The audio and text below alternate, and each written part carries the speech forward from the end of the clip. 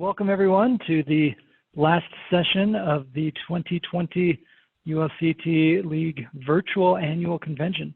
And it's great to see you virtually. I wish we could see each other in person, but in my case, I haven't seen Roger too in person since the final days of the legislative session, which might as well have been a decade ago, right, Roger?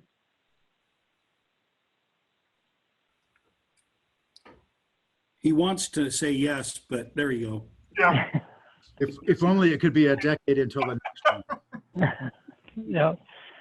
Yep. So thanks for joining the roundtable. The purpose of the roundtables is really just to try to recreate some of the hallway conversations and networking conversations that would happen if we were gathered in person. A chance for, in this case, mayors to talk amongst each other, or amongst themselves, of the challenges you're facing, what is working, what's not working, and to learn from each other. So really my role is just to get you started and also to sit back and listen to the conversation.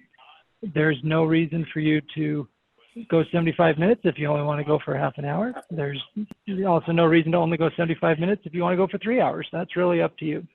So with that, I'll turn it over to Mayor Jon Pike, the outgoing league president, immediate past president, who is the immediate past president of the league for another 10 hours and 43 minutes. So I hope you live that up, Mayor Pike.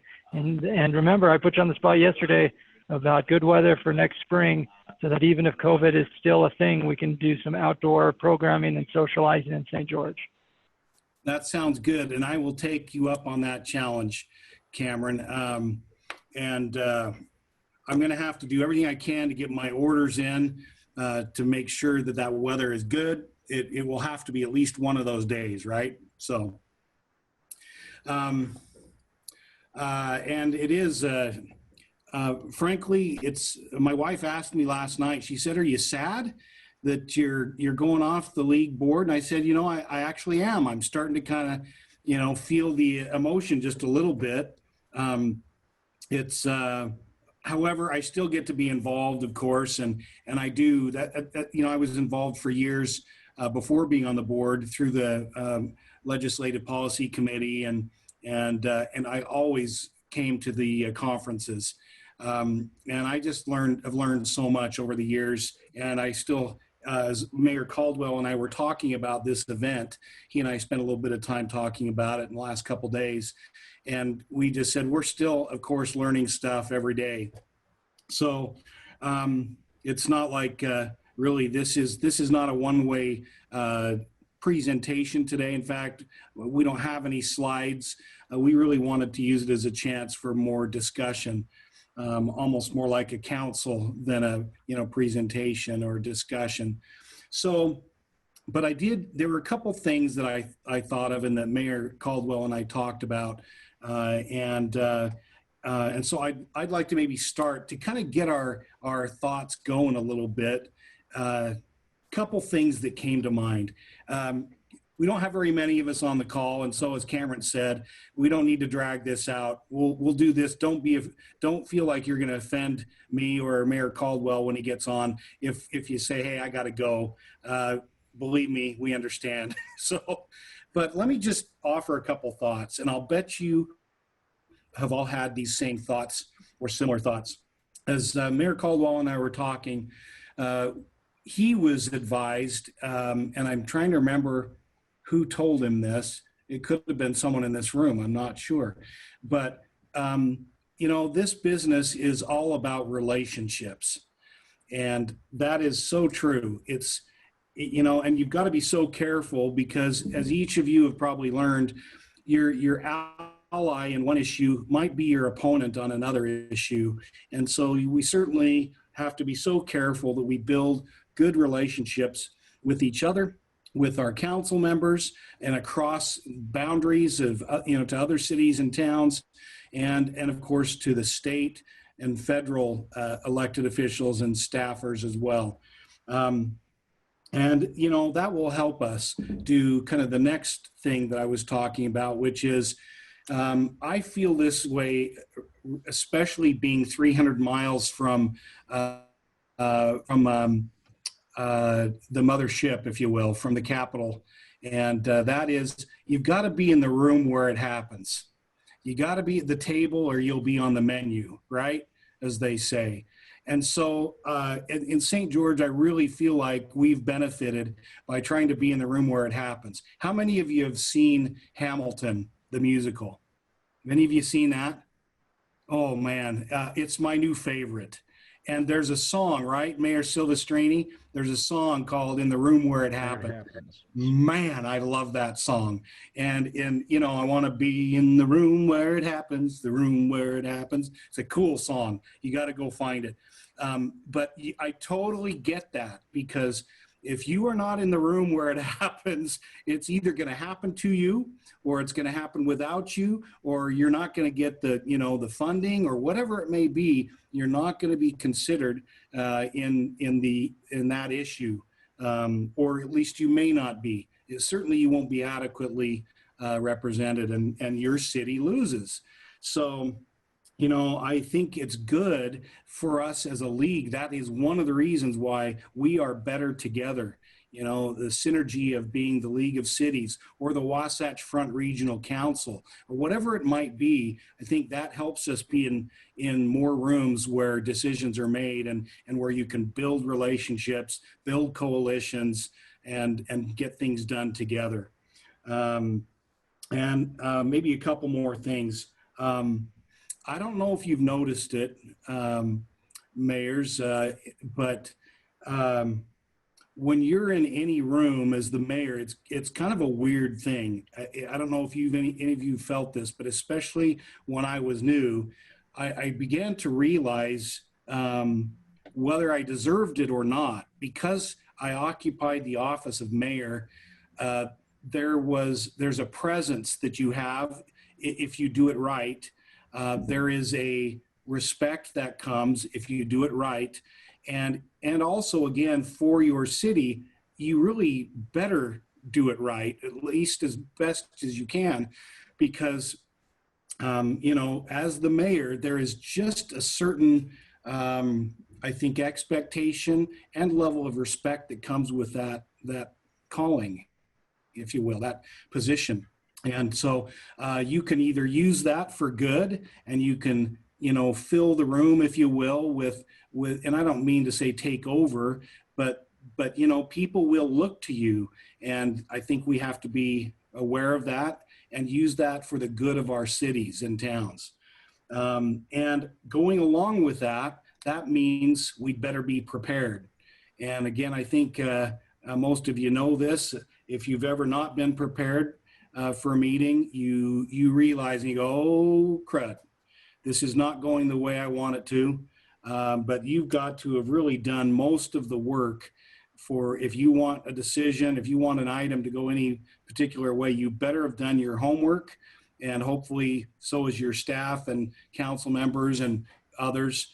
And some of your, gathering support, if not all of it. Sometimes that's harder to do than others, and more appropriate than others, but you've got to have done your homework.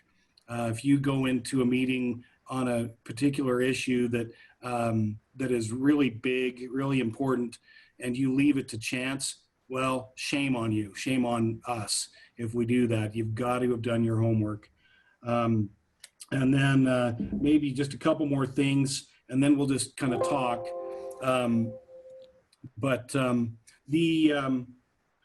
I think you've got to play the long game. You've got to be patient.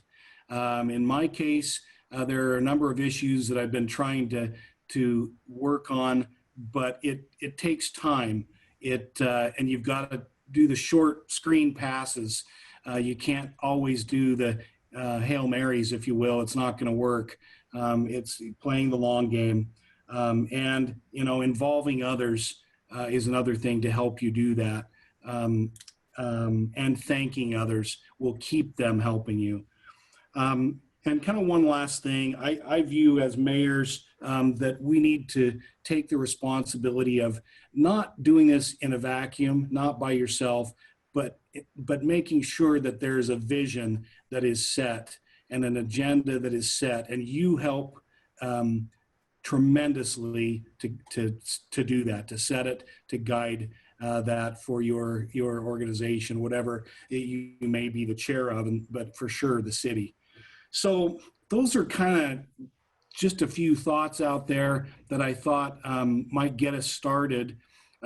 What questions or issues do you have that you think, not just me or Mayor Caldwell when he joins, I haven't seen him join yet, what could we each kind of help each other with by way of, maybe sharing experiences?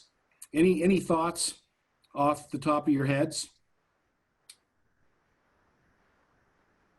You have to unmute yourselves if you're wanting to jump in. Mayor Silvestrini? Mayor, well, I'm going to say, what you said, I think, is very good advice and very wise. The things that I'd like to stress is I think that, the relationships we build with each other in the league, with neighboring cities and things like that are really important, because you need allies sometimes to accomplish things for your city. And it's really helpful to have neighbors or other partners around the state that will support you. And they'll do that when they know that you're open to helping them as well. And the other advice I'd give to other mayors is just that I think is valuable is, remember to listen.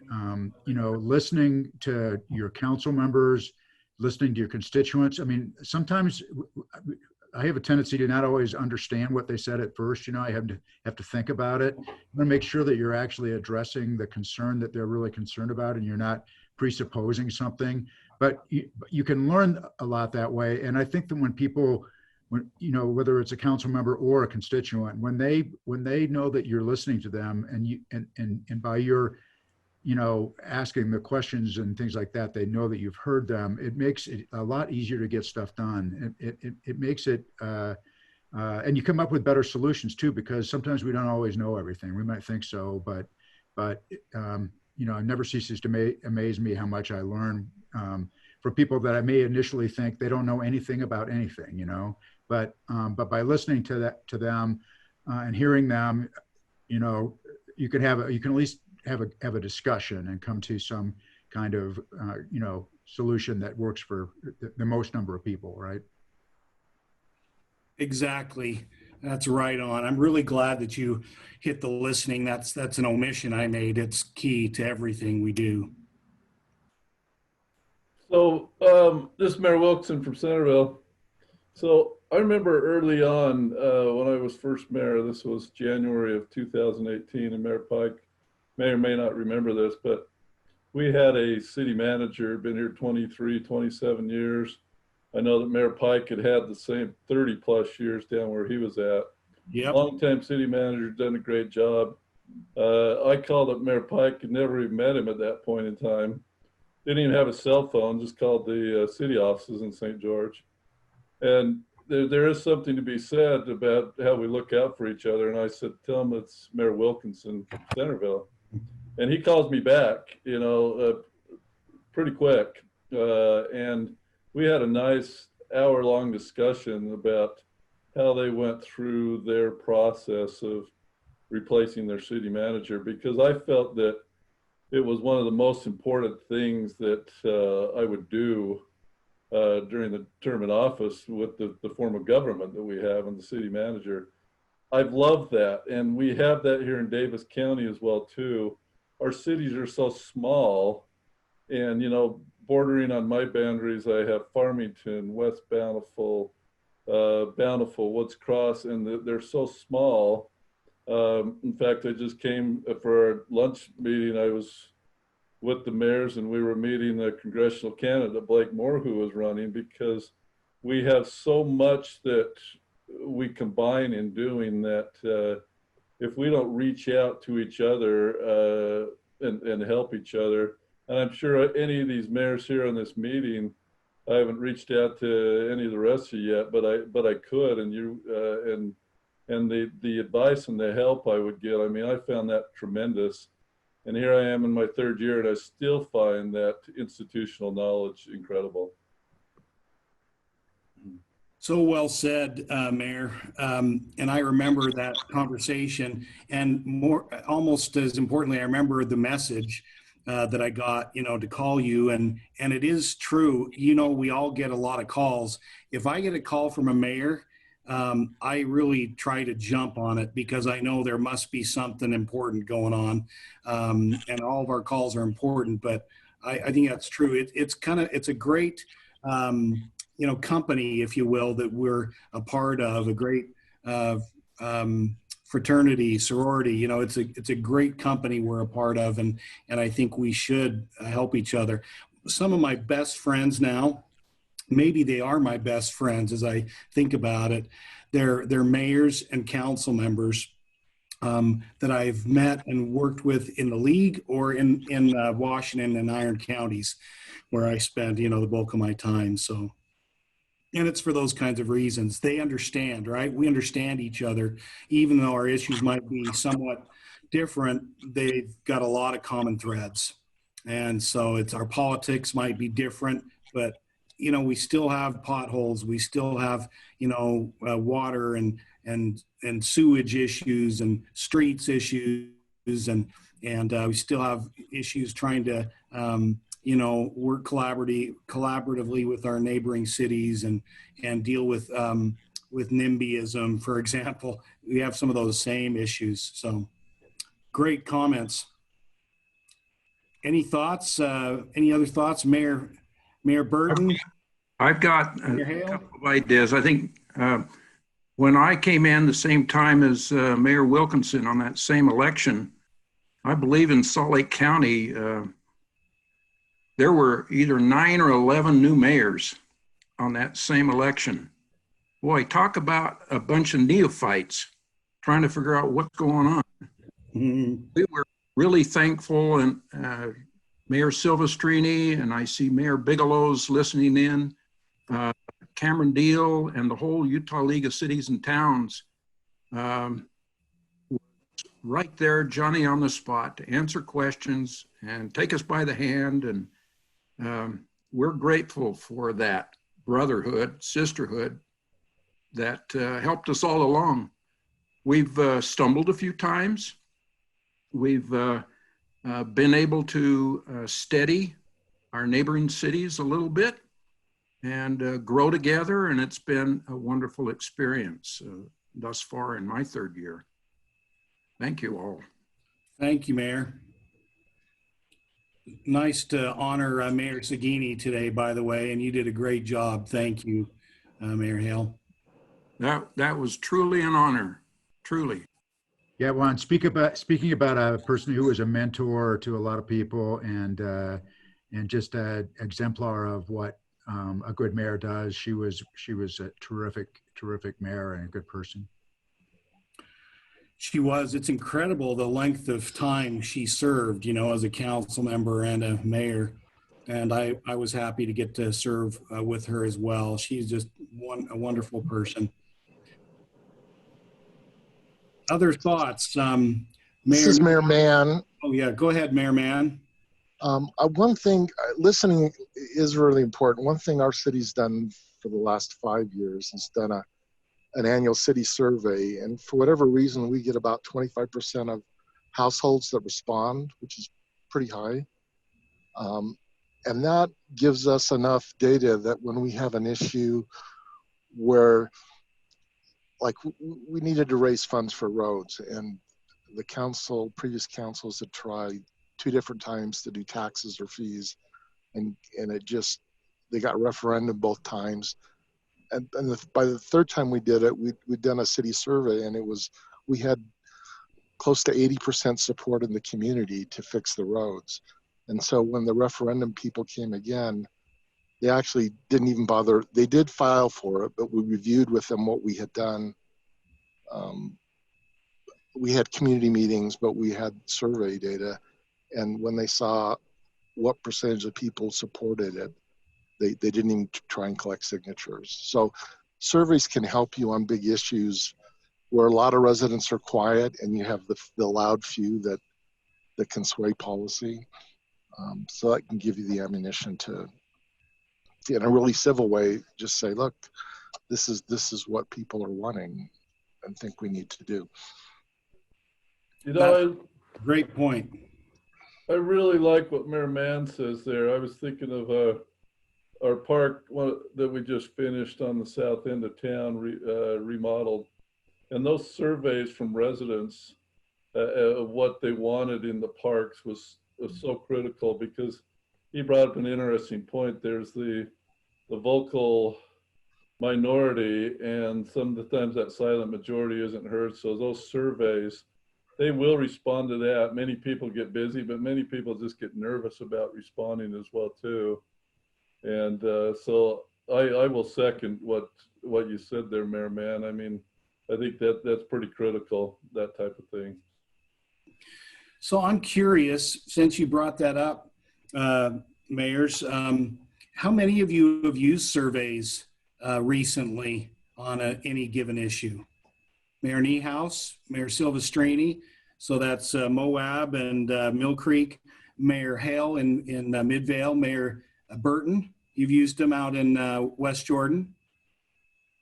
Yeah, I think that's good. We have too. We did one recently before COVID on high-speed internet. We've also done some on recreation, arts, and parks things. It seems like, I mean, I don't know, have you found that to be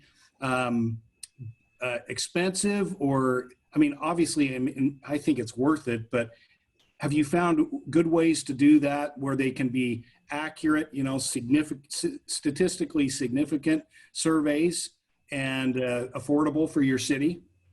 We do an annual survey and we put it in our newsletter and do an online version of it. And we have about 50-50 is paper or online. And it doesn't cost us very much because we buy some cheap online survey tool, and then we just compile the data ourselves on the paper ones. So we might spend a couple $100 in technology, and then the rest is just labor. So there's a Utah State University, the Extension Service does they have classes that do surveys, and they are a pretty affordable option for municipalities to survey their residents, and they help put together the questions. And we've used them. We've also used Y2 Analytics, which is a little more mercenary, if you will, but not that they're that's a bad thing. It's just that's their business. But and we've done some ourselves as well, but we have had issues on online responses of not really knowing if the responses are legitimate or duplicated. We had one survey like that where we got the same response like about 50 times, and like as many times as you could tell when it had been submitted. So somebody was just hitting enter, doing it over and over. So the advantage of having somebody outside help you with that is, number one, it's more reliable and statistically significant, arguably. And the other thing is in terms of legitimacy, if you're doing it for, in connection with some initiative, right, that you've got the cover of saying this is independent. This isn't something that the city, cooked up to get the answer that you wanted. There's some cover for that, I think. So anyway. Good point. Mayor Pike, can I just add two quick thoughts to what Mayor Silvestrini just said? Please. The league does have a partnership with Utah State University and their extension office. So if any of your cities are interested, they've been doing a quality of life wellness survey that we have partnered with them on. And particularly for smaller communities, that wellness survey is really interesting and a great resource, and they use their students to help get that information out. Then, as Mayor Silvestrini said, you also have the company Y2 Analytics, and they're a league sponsor, and we use them for all of our public opinion work, including right now on the issues of community trust and police. That's great. Can I ask, go ahead, Mayor Niehaus, go ahead. Well, I was just going to add that, a fact that a lot of people don't know about me, my master's degree is in applied sociology. So it's all about survey and collecting data. And so when I was running for mayor, I said to everyone, we just don't have enough focus group, because that's a really great way of collecting data in a face-to-face setting, and really encourages kind of more of that qualitative data collection that we all kind of hope and gives us, political cover as we try to do tough things, because it helps us identify our allies within our communities. But so I actually have done several focus groups on different issues, and I'm about to do one right now about our urban Mill Creek area, because it's so contentious. And I find that, it's one thing to have a resident sit down and take a survey in their home at their computer, and, the wild things that they might say about a particular project. But when they are held accountable sitting next to another resident, they seem to be more collaborative. So I was just going to throw that out as a tool that I've used pretty successfully. Great idea. Hey, before we go any further, I'm just going to mention to you, for some reason, my computer is not charging. So, and I may run out of battery in a minute. If I do, just give me a minute, Cameron, and I'll get back on with my phone. I've been Mayor Pike, I think that's an incredibly fitting way for a virtual convention to end in 2020, is for the host's computer to die. Yeah. So there's a part of me that kind of wants that to happen. Okay. All right. Yes, it would just be perfect, wouldn't it? Mayor Caldwell's on now, and so he can take the reins if my computer dies. I've got this Surface here, and all of a sudden it gives me a message saying, you're out of battery. And I'm going, I'm plugged in. And so you might have noticed I turned off my video a few minutes ago. I was checking my plug. I'm plugged in, and I've got a light on, but nobody's home apparently. Lights on, nobody's home. Anyway, Mayor Pike, I was going to tell you, first check to see if you're plugged in, because I was doing a council meeting 2 weeks ago. We were coming up to an important vote, and it says my computer was going to go dead. I said, oh no, this is not good. And I just pulled the plug out. So, but it sounds like you checked that. I checked it. That was my first thing, is I must have gotten excited and pulled the plug out, but I've got a white light on my plug, and I've checked the wall anyway. Mayor Caldwell, I kind of started off by, saying a few things, even a few of the things you and I talked about yesterday, that I thought was kind of important to remember and to do as mayors. And we use that as a launch pad, and we've just been talking about various things like, listening, the importance of listening. Most recently, we've been talking about surveys and focus groups, as Mayor Niehaus just mentioned. We've talked about being patient and playing the long game, involving others, thanking others, setting the right tone and vision, being in the room where it happens. To quote the song from Hamilton, the musical, and being at the table. Mayor Caldwell is fond of that, saying, if you're not at the table, you might be on the menu. And so I quoted that. So anyway, we've been having some good discussion. We've also talked about how this session doesn't have to go any longer than we each want it to. What things would you say, as one of the longer serving mayors in the state of Utah, maybe just that might be, helpful from your perspective to the rest of us? Well, that's a broad opportunity to say a whole bunch of things that might get me in trouble, but I appreciate it. And I apologize. They had a wreck on I-15. So when I was coming back, it just took me a little bit longer to get here than I'd have loved. That's living on the Wasatch Front, I suppose. One of the things I think I would share with everybody is, and this isn't a direct response to that question, it's one of the things I said in the session today, is that I think it's more critical now than ever that we all work together to figure our way through this. You hear it said all the time, even Lieutenant Governor said it today, that you run on a bunch of reasons, and when you get into office, a campaign, as you all know, is totally different than the responsibilities in office.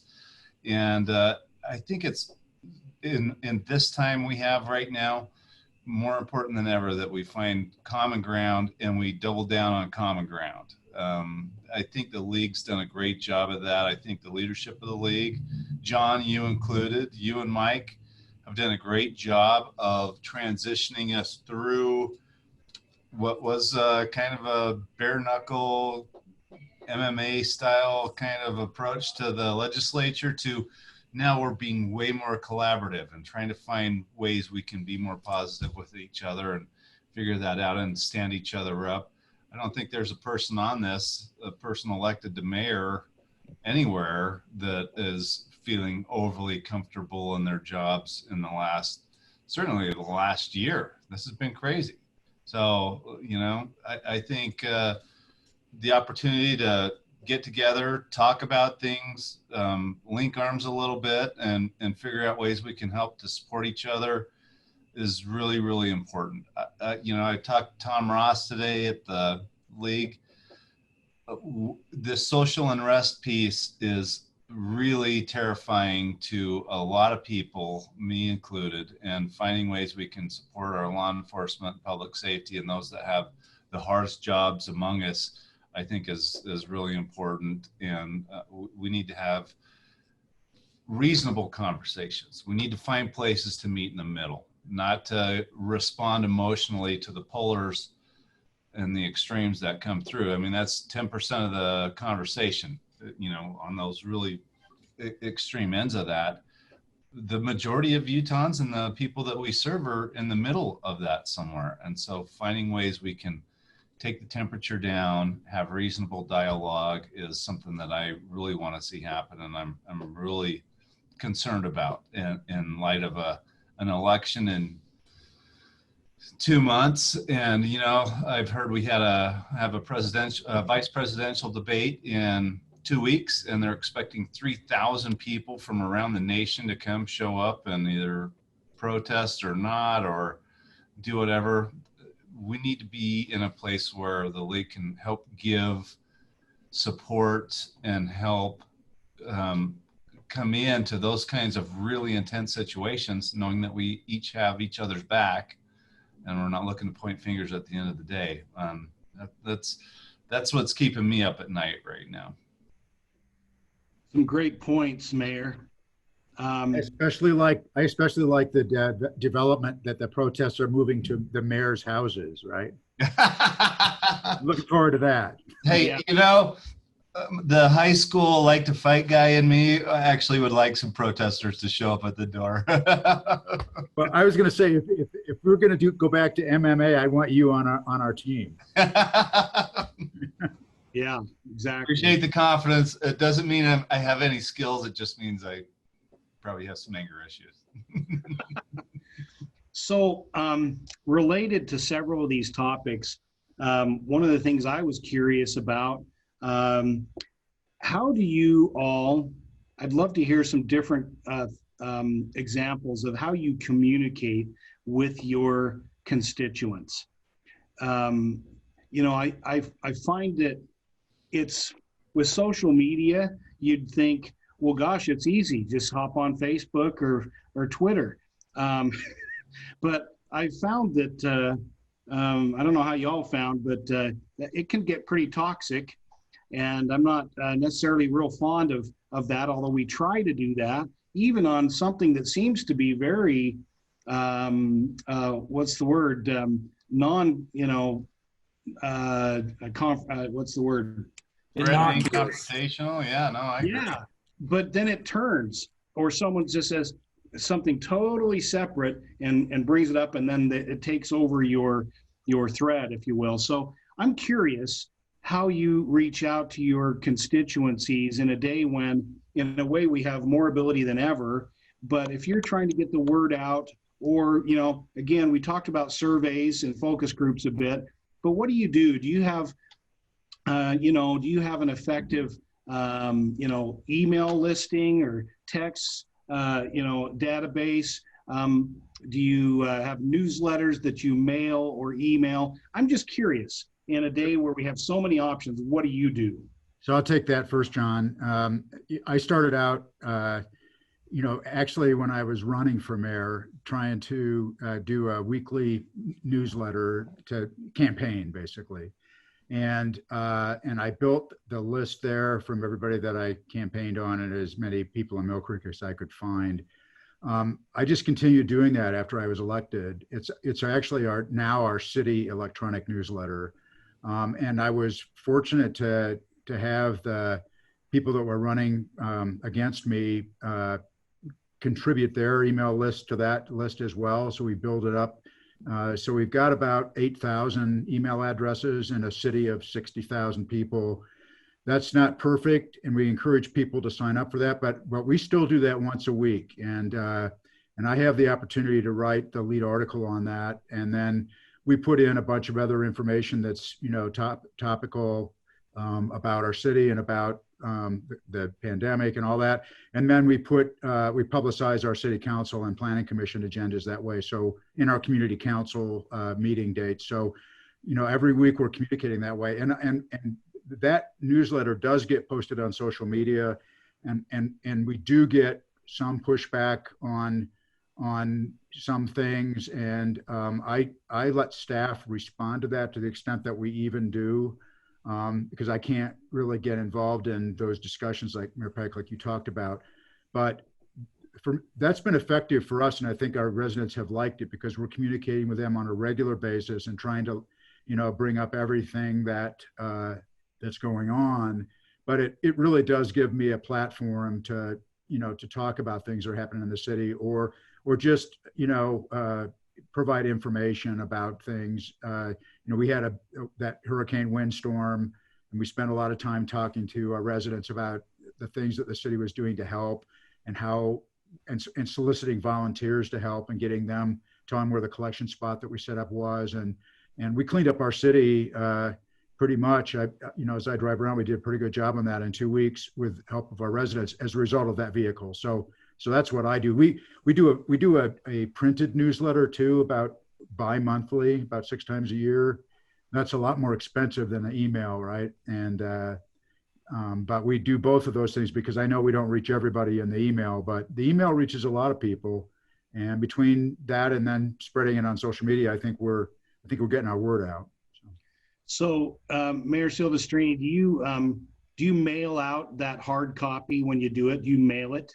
Yes, we mail it, and some of you in along the Wasatch Front, I don't know if it's outside of Salt Lake County, but there's an outfit called the Valley Journals that publishes a local newspaper for a number of different communities, and they've asked us to run our newsletter in their newspaper, and we've declined that because we were finding that they don't mail to everybody in Mill Creek. They do on postal routes, and so we weren't getting good coverage. So yeah, we mail it, and we make an effort to update that mailing list. So if we find out that somebody's not getting it, we make sure that they do.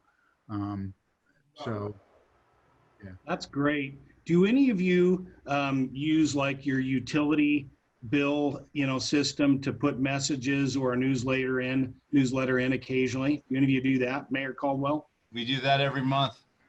That's our primary focus.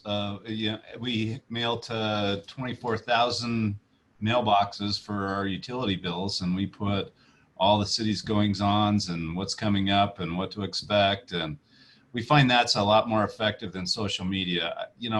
Just for me personally, I feel like I'm not on social media a lot. I found it to be really negative and kind of an echo chamber for that. And so regardless of what I put out there, it doesn't really, the algorithms for Facebook and Twitter and Instagram aren't overly positive. So we want to give people real data, real information. And we do a quarterly magazine in our community that goes out with all the updates. We wanted to, and plan for it. We did this a year ago, do a seasonal one. So it's winter, spring, summer, and fall.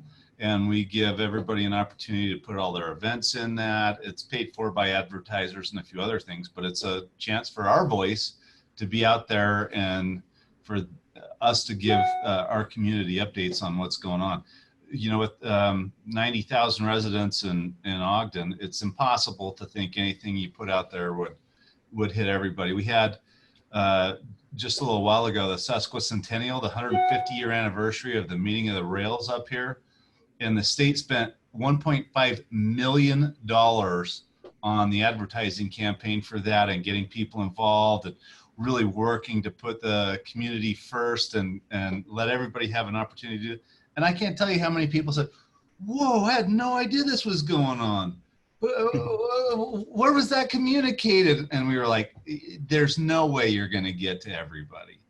Utility bills and through our quarterly magazine that goes to all of those same 24,000 mailboxes up here, people will choose to read it or not, and there's no perfect mechanism for communicating with everybody. Those that want to get involved will, those that won't.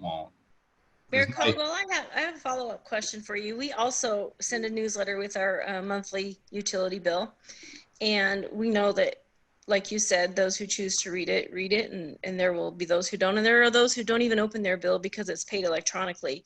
Yep. But my question for you is, we have a gap in that process where when we send utility bills to our multifamily housing, our apartments, the residents aren't actually receiving that because those utilities are paid by the apartment management and in some cases an HOA, like in a townhome situation. So do you have a way that you reach those with your mailings? We don't.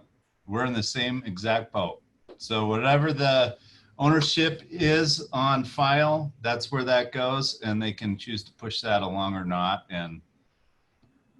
But for lack of a better way to approach that, we don't know what to do. I mean, so yeah.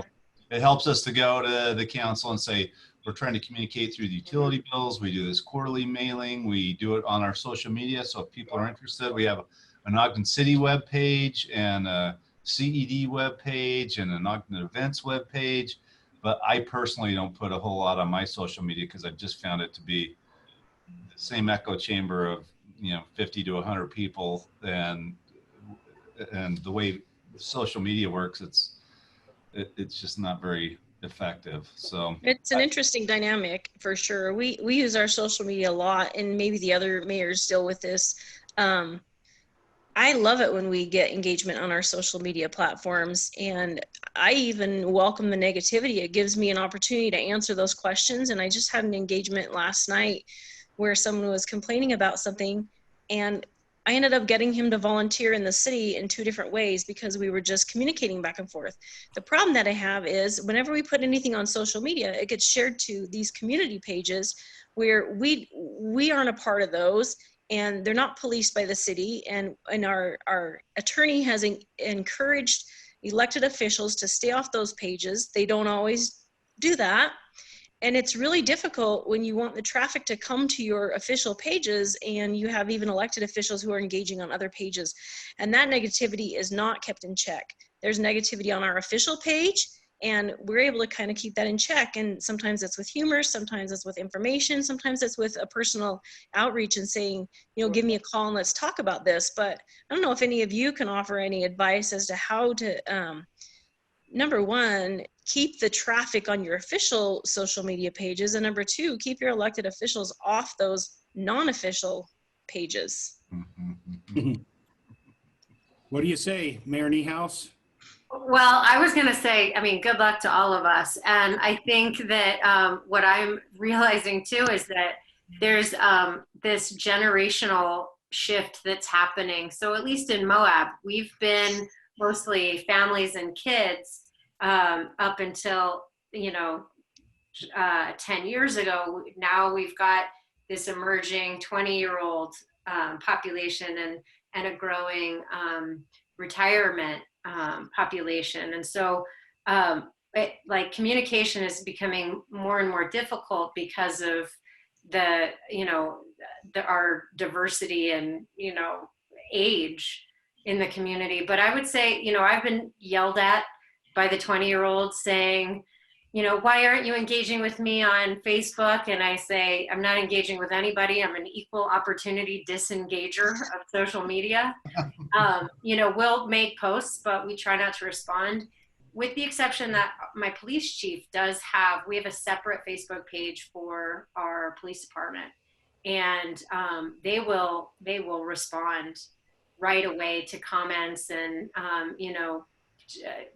they're very delicate with the negativity, and that's been super helpful for the police department. But when you're arguing policy, like it's too much on Facebook and, Twitter as well. I just won't do it.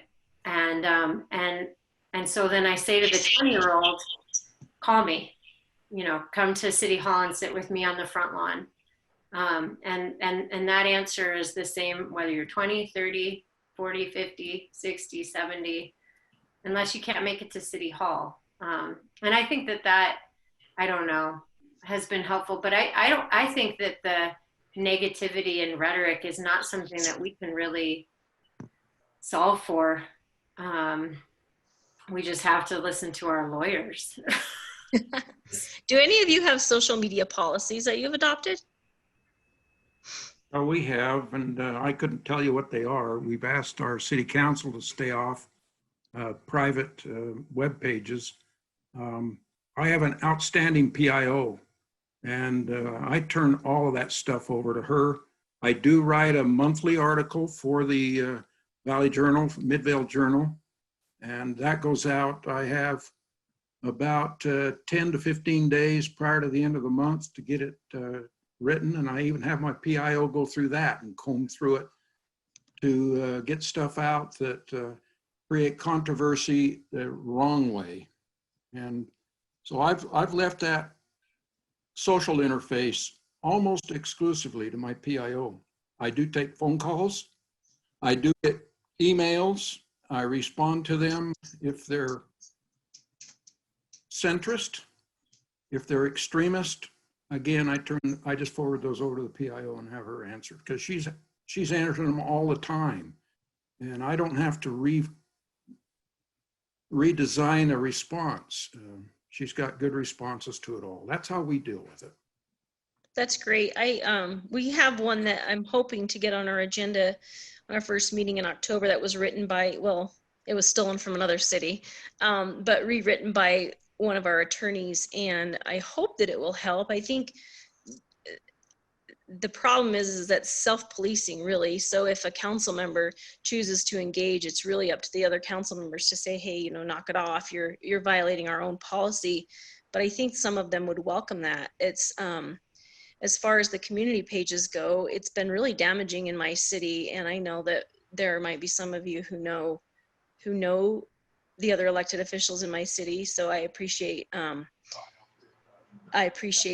you keeping this in confidence, but there have been elected officials who have gone onto our community pages and written or agreed with things that are said about our staff that are negative. And it's very disheartening for our staff to have to deal with that, knowing that their elected officials are out there publicly, disparaging them and saying how inadequate they are. And it's hard to deal with, as a mayor, in trying to lead this group of individuals who are serving our city day in and day out, when they know that they don't have the support of elected officials publicly. Yeah, that would be really tough. I would love to see a copy of that draft policy or ordinance, Mayor. Would you mind sharing that with Cameron, and Yep. he could maybe have it sent out to this group and anyone else? I'd love to see that. We have something, but I'm not sure it really applies to these in this way to elected officials.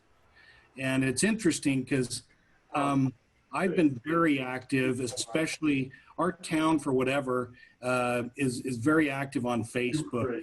And I've got a lot of friends, if you will, on Facebook, but it has become toxic. And I have to really be careful. Cameron knows, he follows it. I'm sure a lot of us, but I have to be careful what I post. I can blow up Facebook without even trying to. And again, sometimes on a very benign topic, and it'll just turn. And so I'm very careful. Even through the pandemic, I've tried to put out messages of social distancing and masks and so forth, and it just has blown up. And whether on other topics, pride banners, things like that. I mean, I can blow up Facebook very quickly, and so it'll be interesting. And I don't say that with any degree of pride, it's not good. And sometimes it is good because it communicates a message. And I get lots of, honestly, I get lots of kudos for engaging with people.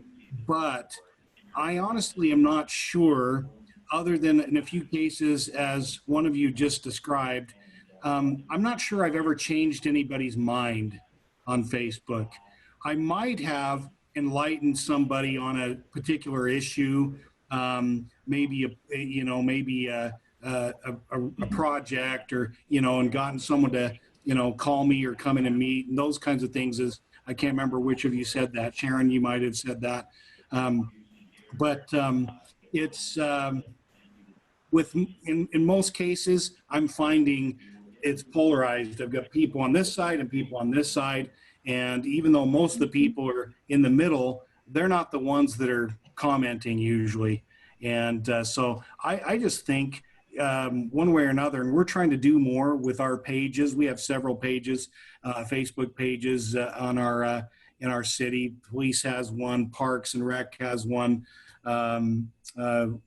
so forth. We have several of them, and we're finding that's helpful. We tend to have fewer negative comments on those.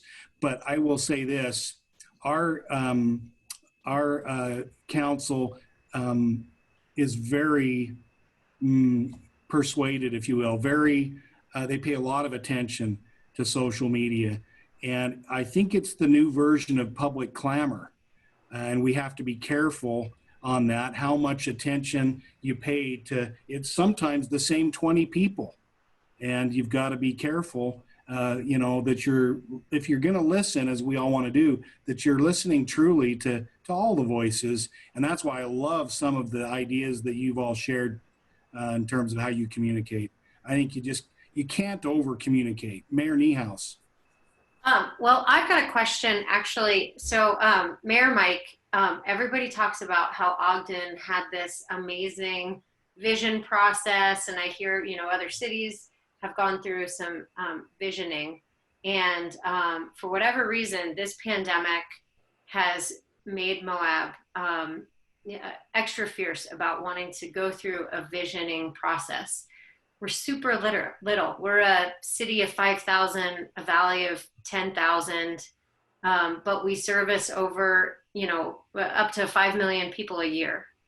And so we've really struggled with what platform to use for a vision process. So I was actually wondering if you or any of you had advice. That's an enormously difficult problem, and you have all of my sympathy. Moab's one of my favorite cities in the entire state. I grew up there. We were laughing, my dad started us mountain biking down there when I was 12 in 1982, when you wouldn't see anybody on Sand Flats Road, and you could go ride Slick Rock on Easter weekend and not see a single person down there.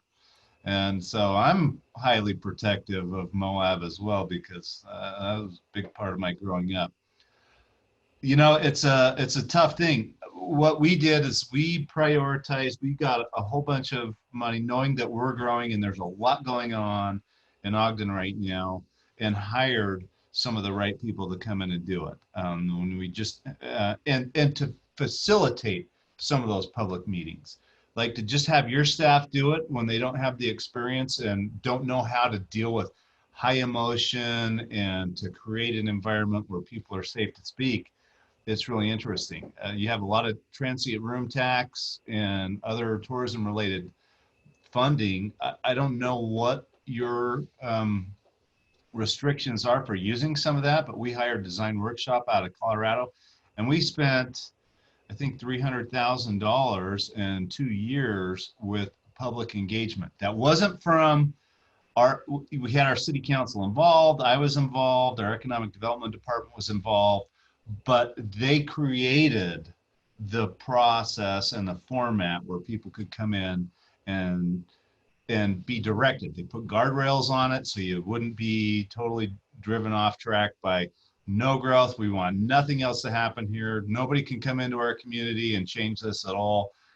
They were really good at explaining why that is not realistic, and how we need to start to have real conversations about what's going to happen in the next 10 years, 20 years. This isn't the mayor's vision. This is your, as a community, vision for what needs to happen there.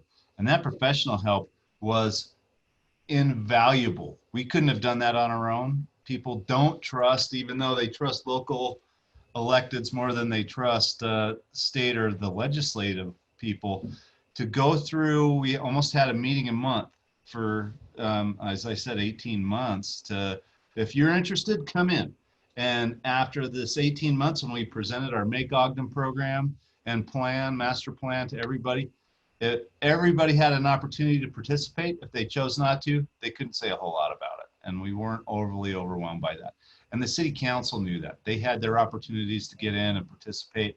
I would say it's worth every penny to bring in a professional group to help you set that up and to create those community conversations, or you're just going to have a really hard time doing that.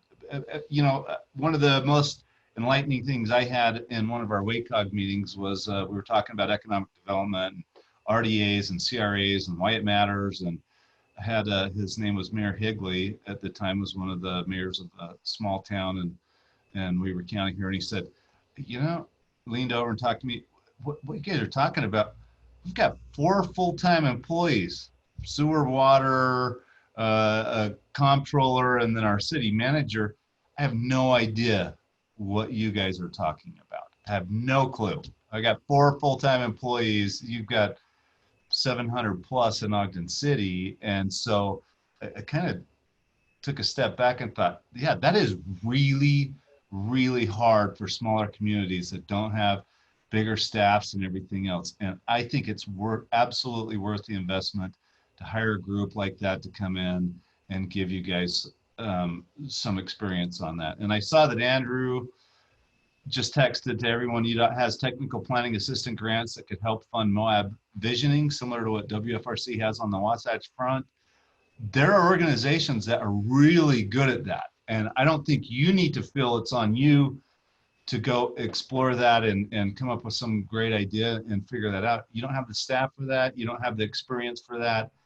One of the things we talked about today that I appreciated in the debates was that part of what we're living with today was planned 50 years ago, not just in our elective cycles. It was, look, we need to take a step back, envision this for the long haul, and then figure out how we can start to just incrementally work towards that. And if you don't have a big enough staff, I think it's well worth the investment to bring in some professionals and recruit that and go through that visioning process. And, you know, I have friends, my wife has really good friends she worked with at the U Hospital that grew up in Moab. They were part of the uranium exploration and everything else, and resented so much the change that Moab went through with all the tourism and mountain biking and everything else. They didn't feel it was authentic to the community. They felt people came in, stole their experiences, left, didn't really leave anything other than some economics, and it dumbed down all of the people in the community that they just got service jobs. They didn't really have an opportunity to do anything beyond that. Bringing in some of those long-term, you know, planners and professional people that can talk to you through that and bring the community into that, I think is an investment well worth making. And I'd encourage you to look at some of those opportunities, because our council, my council in Ogden, was resentful of the Make Ogden plan initially, but they came along after the professionals could kind of break it down in a way that they understood. A lot of them ran on some of the same platforms, like, well, we don't know about the direction and the hyper growth and economic growth, and we want to focus on more social programming and everything else. But when they could talk through, these professionals could talk through how all of these things are linked, it really educated them. And it wasn't coming from me, and it helps not coming from elected people. That comes from professionals that have spent decades working on these types of programs and figuring that out, and they know how to break it down so that it's understandable. Does that make sense? Did I make any sense in that rambling statement? Okay. Yep. And you worked with Design Workshop. Is that the company that you worked with? that was who we worked with, and they're out of Denver, and they've done this in a whole bunch of other places, and they're all very familiar and riding mountain bikes in Moab all the time. So I'm sure it would be a passion project for them. Other thoughts, folks? Mayor Burton, haven't heard from you, and you might have been patiently trying to get to say something. Anything you'd offer? I just never talk. I don't have anything to say. No, I do have a question. Everybody here has been a mayor longer than I have. And one of the things that kind of caught me off guard, and maybe you could share your experience, how you adjusted that. Staff will come to me and ask my idea or suggestion on something, I'll answer it. And all of a sudden that turns into an order from the mayor to do that. And I really didn't mean it to be an order. It was just an idea I had. And next thing I know, it's been done. How do you give your opinion without them following through and thinking that's what they are charged to do? Boy, that is one thing I learned too, Mayor. What's it that Robin Williams said is the genie? Fantastic cosmic power, you know, or whatever. Itty bitty living space. Anyway, I found that too, and you know what I've learned to say is this is just what I think. But of course, there, in my case, 5 other elected officials and a city manager, and so I would just always say, let's talk about it. So there are some times when, especially if something has to kind of happen quickly, then you might have to be the one that's making the call. And there are some things that are within, you know, your job description, if you will, to make a call. But that's what I've found. I'd love to hear what other mayors think about that, what they say. That's what meetings are for. You just say, we have to have a meeting about this. I'm kidding, but I think you just have to be careful about how you communicate. You know, and that's kind of one of the things that Mayor Pike talked about before. You have this, there's this respect, there's the power of the office. So you do have to kind of like, you know, maybe be careful a little about what you say, or be clear that you're joking, or be clear that that this needs more review, or you know, even asking what the council thinks. It really just is a matter of getting used to the fact that people look at you that way, and wielding that responsibly, I guess. So true. Yeah. Mayor Jon, I thought you were going to say, with great power comes great responsibility from Spider-Man. That one's good too. You know, isn't it great? I'm always quoting Disney shows. I don't know what that says about, you know, my brain, but anyway, it doesn't matter. It's in the Mickey past. Mouse Mayor. That's what it says. Yeah, that's right. That's right. Derek Cameron will probably laugh at this for me, but I've found that less is more in terms of talking, to listen, and then find, once you've had an opportunity for everybody to speak their piece, it's important to, at that point, kind of jump in. But I've really tried hard to not talk too much and give everybody the opportunity to, an elbow room to speak their pieces. You know, just to give you a brief, the shock to my system when I came into office, ran on a whole bunch of different things. And my first day in the job, I had 5 officers shot and 1 killed in what they thought was a grow house raid. And I realized out of the gates, you know, I was at the hospital till 3:30 in the morning, and then at 7 a.m. the next day I was on the Today Show, lead story to the Today Show, and we had 30 plus news trucks at the public safety building and everything else. And I realized I don't know anything about anything. And I am gonna stay in my lane, and I'm gonna listen, and then let the professionals, I didn't go through post, I'm not a firefighter, I don't know anything about sewer, electrical, engineering, or anything else. So I wanna create an environment where everybody that are those professionals can come have a safe place to really rigorously debate ideas, and then I'm not going to make an opinion until they've had the opportunity to do that. So I'm a big fan of less is more, with respect to our city leaders and the people that have been in those jobs for a long time. And I just would reiterate, the more you can listen and the less we can all talk, I think the better you're going to be served in terms of getting good information and having the data make good decisions. So we don't have a lot of time left, mayors and Mayor Caldwell, but along those lines, I'd love to just throw this out as maybe maybe it's the last topic, maybe not. It's up to you. But so some of us, you know, again, not all cities and towns are not the same, right? As Cameron is fond of saying, is what is it? One size misfits all. One size misfits all. So what if you have, and I don't know if any of you have this, whether you have 5 council members or 7, do you have 5 that would like to be mayor? Or do you have 5 that would like nothing to do with much of anything? And so sometimes there's a balance, and I don't mean it quite that way, but sometimes there's a vacuum.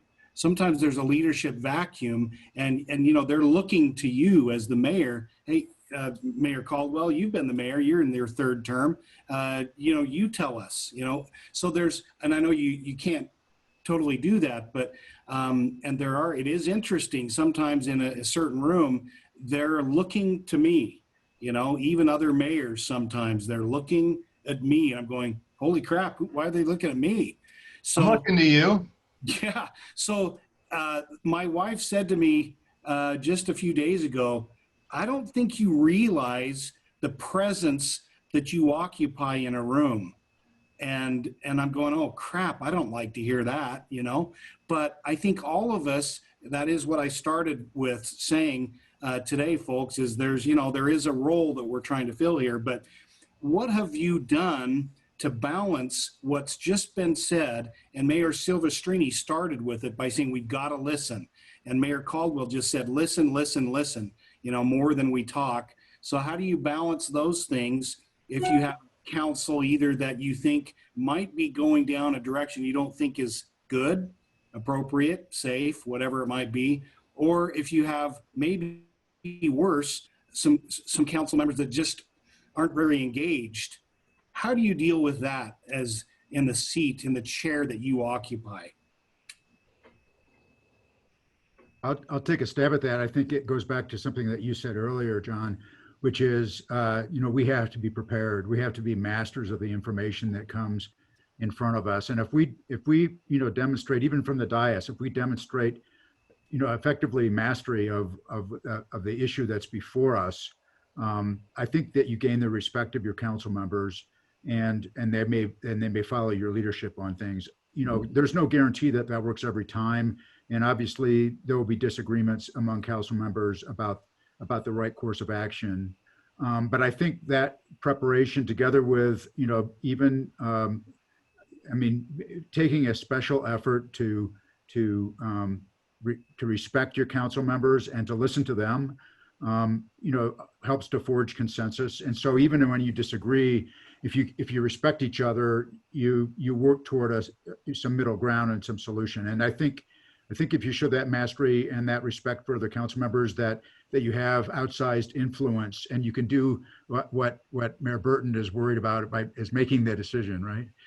I think that helps. I think that helps, you know, build a collaborative council and work in the best interest of our cities when we have collaboration on our council. We talk about collaboration among mayors and cities, but you know, that collaboration on a council is hugely important, and something that I think it's every mayor's responsibility to try to work to achieve. So, couple thoughts I had along those lines. It goes back to early on in the session, Mayor Pike, when you said we need to be prepared. I've tried to prepare as much as I can with the really critical issues, and then present it in such a way where it shows that I'm prepared, and it shows that you're educated on it as well, in what you're talking about. The second thing, and I was talking with Mayor Shepherd at Clearfield about this about a month ago, is I think the tricky thing that we have also is that maybe when a council goes along a vote that wasn't how we feel, that keeping that balance of teamwork and supporting them and saying this vote has happened, so we need to move ahead with it. I think we got to be sensitive to that as well too. And that's just a couple of thoughts I have on it. Those are good thoughts. One thing I'll say, and then Mayor Niehaus, have any of you, it's always great when you have an idea or you have a project or whatever it may be that, gets approved or gets finished, whatever it is. But I do love it, and I'm sure all of you do even more when it's a group effort. And I think it's kind of strange. It's even a greater feeling of accomplishment when you've done something together. So kind of along the lines of what several of you have just said, the collaborative approach and not having it be about who gets the credit or who pushed it through, but that you somehow together made it happen, and you probably made it better by being collaborative. Mayor Niehaus? I was just going to share that. So I go through this nesting thing where I make sure first that I'm loving myself. Like, did I get enough sleep? Am I drinking enough water? Did I, run today? Like little things like that are my self-care. And then did I love my family? Are all of my people and my pets taken care of? And then I'm sitting at the dais, right? And I get the constituent that's just yelling. Citizens to be heard, moment of truth. And I just think to myself, like, I love you. And I just try to think, I just try to nest myself in love for my community. And I know that's cheesy, but it is actually very difficult.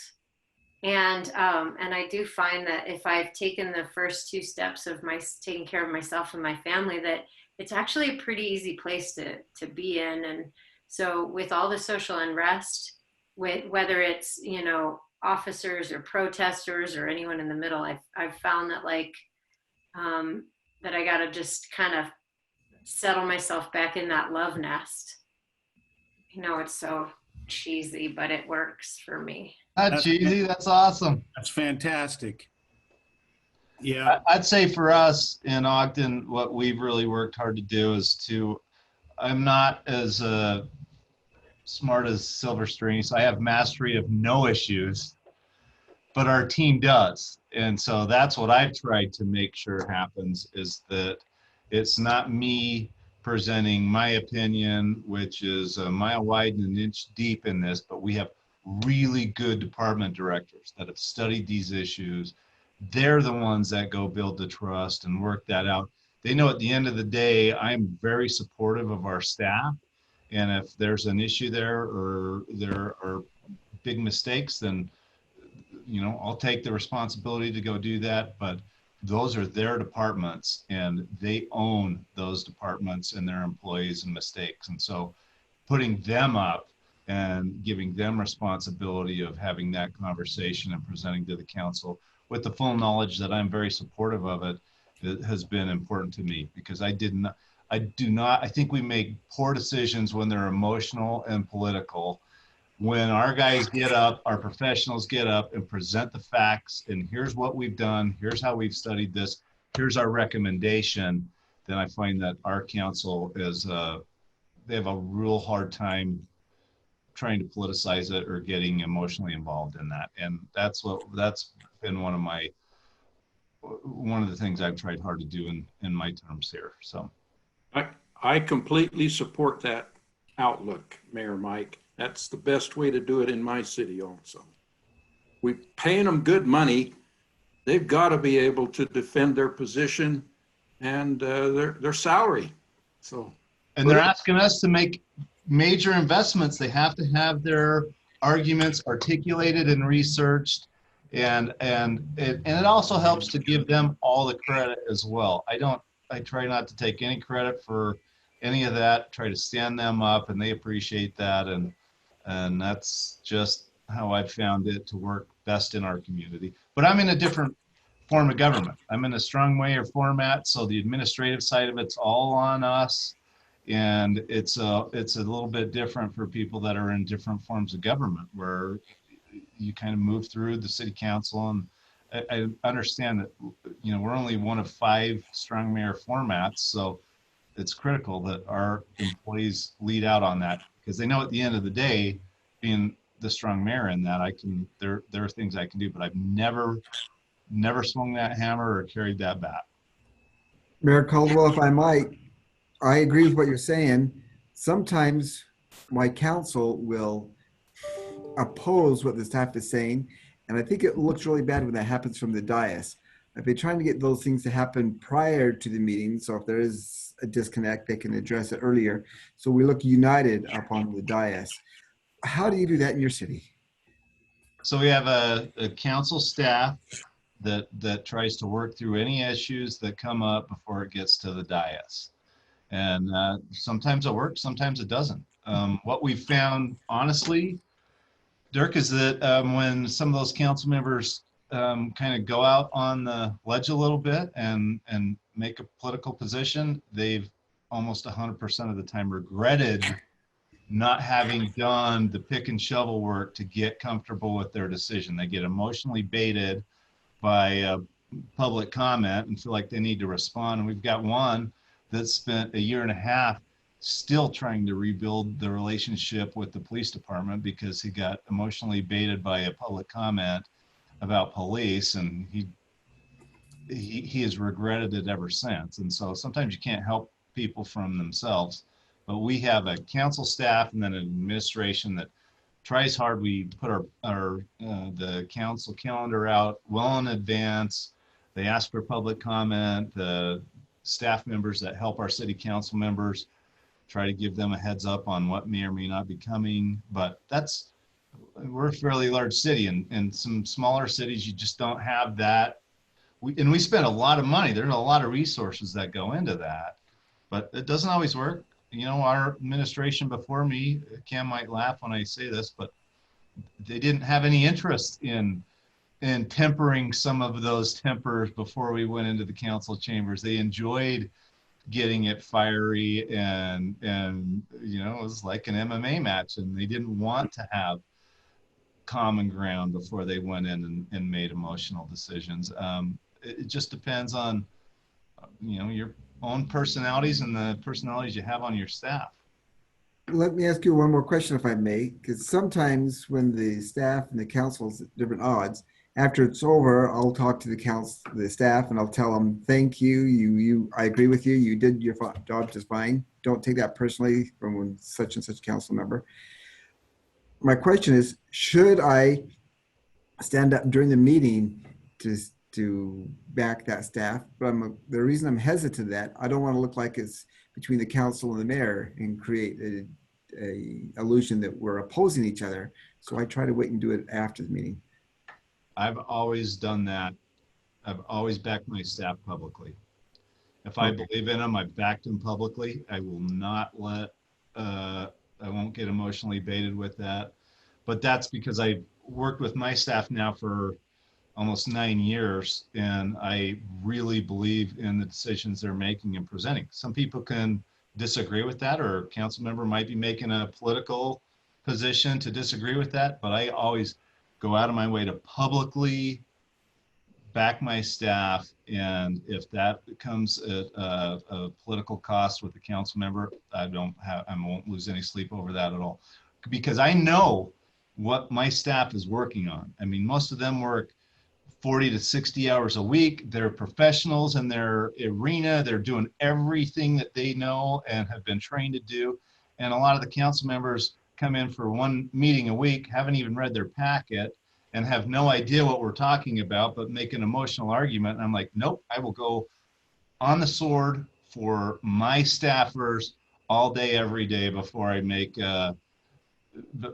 let a council member publicly disparage them. And that's just me, but I find I get a lot more loyalty and we get a lot more work done because they know that, you know, I'll take all the shots. My job's to take the slings and arrows and the political garbage. Their job's to get the work done. And if I'm taking more of the garbage out of their life, they get a lot more done and they're a lot more effective. That's just my opinion.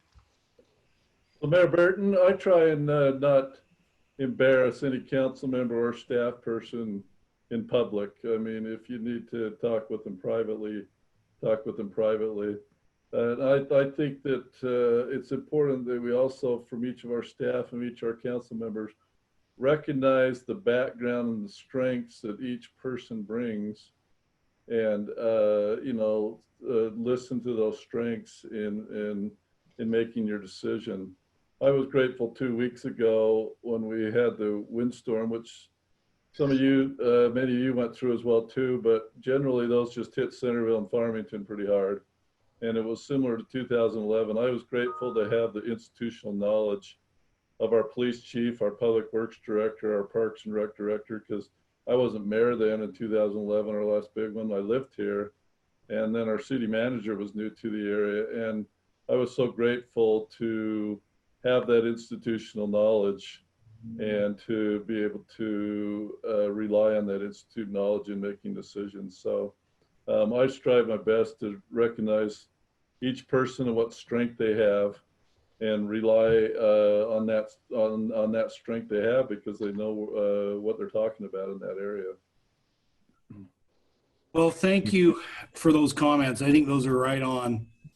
We've probably, Mayor Mike, we've gone just slightly past our time, and Mike and I never like to have long meetings, and I know he's gonna wear that shield well next year. Now, starting right now, or I guess, I don't know, a few more hours. Looking for a motion? I don't even think we need one, but I'd like to turn just the last minute or two over to Cameron to kind of wrap this up as our fearless executive director.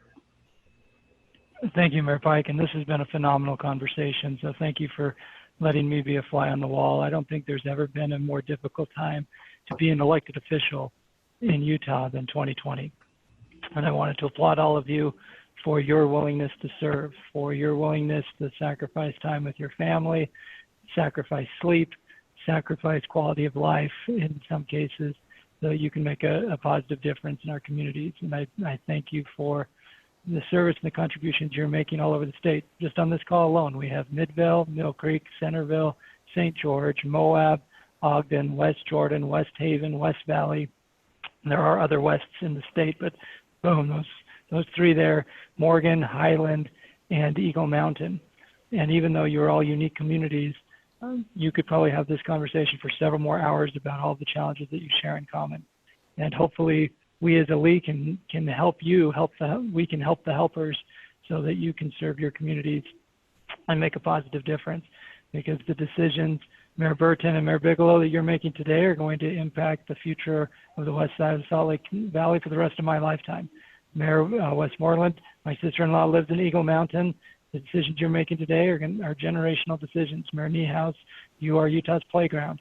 So the decisions you're making affect the quality of life for all of us, in addition to your 6,000 full-time residents. And I could make those similar statements for all of you. So more than anything, I just wanted to thank you for your willingness to serve. Thank you for your engagement with the league, and let us know how we can help you reach your potential as elected officials and help you serve your community, so that when your time of service ends, you can look back and say, yep, that was a job well done. And I am grateful for the contribution that I was able to make as a mayor.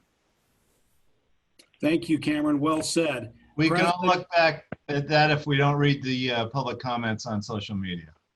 That's right. I want to thank everybody for saving me hundreds of dollars in counseling expenses. That's exactly right. I look at this as a therapy session, Mayor. So thank you all. Mayor Mike, anything else? Oh, I appreciate you, John, taking the lead on this. I'm sorry I was a little bit late jumping on. And I would echo Cam's comments, and I mean, not that he meant to put a whole bunch of pressure on everybody, but the decisions we make now are going to go deep into the future. And I deeply respect every one of you for your willingness to do these jobs. They are impossible. I found some of the comments that were made today from Jenny Taylor and some others. I can't speak for any of you, but there have been plenty of council nights I get home at 10 o'clock. I'm like, what am I doing? This is ridiculous. I should be riding my mountain bike in Moab more. I should be skiing more. I should be doing all kinds of other things that are way more pleasurable than dealing with these really tough issues. But You're all here because I think you've been called to serve, and this is our time, and we have a unique opportunity that not a lot of other people get, and I appreciate the sacrifices that you all make. So I'll leave it at that. Thanks, everybody, and it's great to be part of the Utah League of Cities and Towns. So thank you all, and have a wonderful weekend. And Cam, great job. Yeah. Yep. Thank you, Mayor. Thanks, Mayors. Thanks. Thank you. Mayor Pike, you're now officially released from your board duties. Thank you so much. And Mayor Mike, come on down and you can do both. You can have your meetings and then ride your bike in Moab. I'll be down soon. October's the best. It is the best. George, too. I do both. I do both. I'll be there next week, Mayor Pike. Okay, good to hear, Mayor. And Mayor Mike, we'll see you in St. George. Oh, he's off already. He and I are going to do lunch and go ride a bike too. We'll see you.